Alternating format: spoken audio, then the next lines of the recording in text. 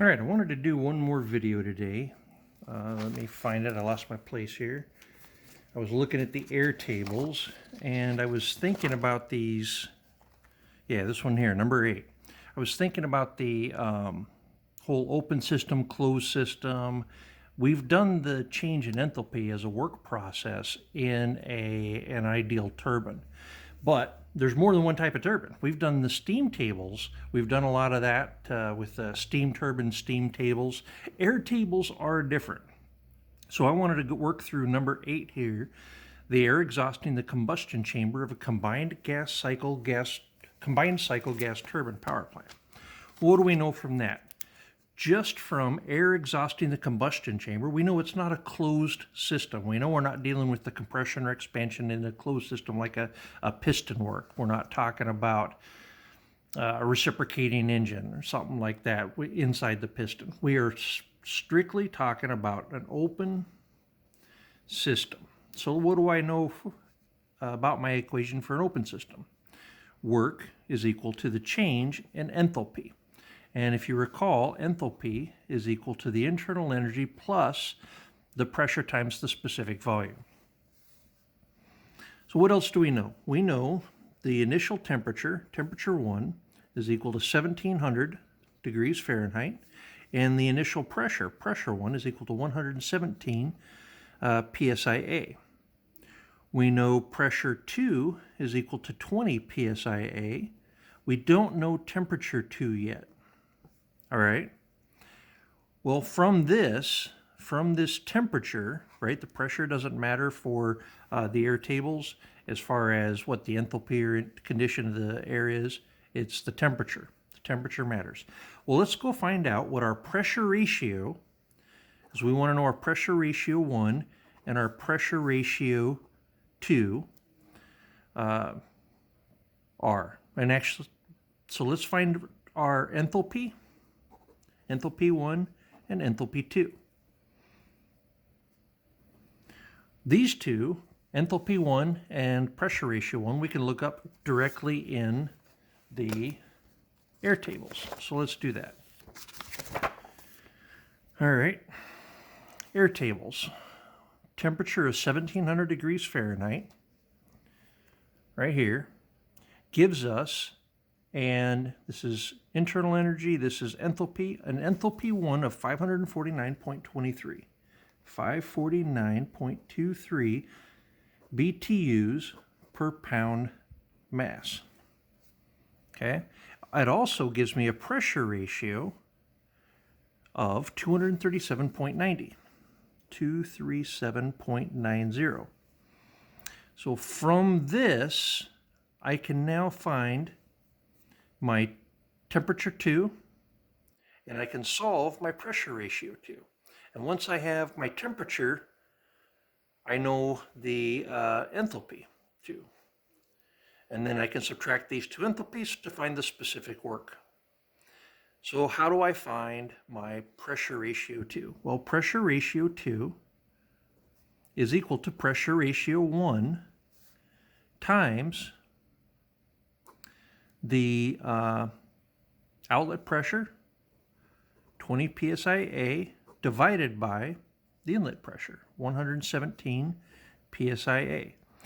These pressure ratios are just that. They're ratios. They're the pressure over the specific pressure. And so they're unitless, and dividing the outlet pressure by the inlet pressure results in the psia canceling. So let's do the math here. Pressure ratio 2 equals pressure ratio 1, which is 237.9 times 20 divided by 117. So I did the 20 divided by 117 in parentheses, multiply that by the initial pressure ratio. If your calculator is different, make sure you're doing this one first and then this one. All right, so my final pressure ratio is 40.666. So 40.666. That is what you use to find your final temperature.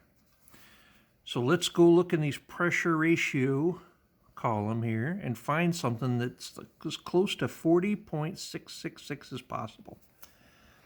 Look at that. There's a 920 degrees Fahrenheit with a pressure ratio of 40.8. Let's use 920 degrees Fahrenheit. 920 degrees Fahrenheit is our final temperature. And 920 degrees Fahrenheit has an enthalpy of 338.31 BTUs per pound mass. Now let me plug and chug. Work, specific work, is equal to the change in enthalpy, 549.23 BTUs per pound mass minus 338.31 BTUs per pound mass. Specific work done is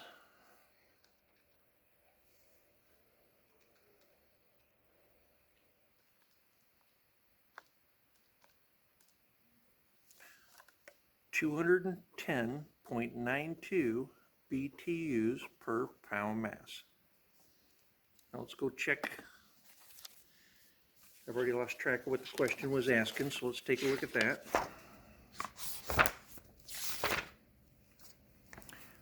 How much specific work is done by the turbine if it is ideal? Well, there's our answer. Specific work done, right, work per pound mass, is 210.92 BTUs per pound mass.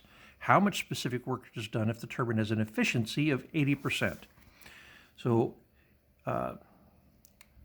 work real is equal to the efficiency times work ideal.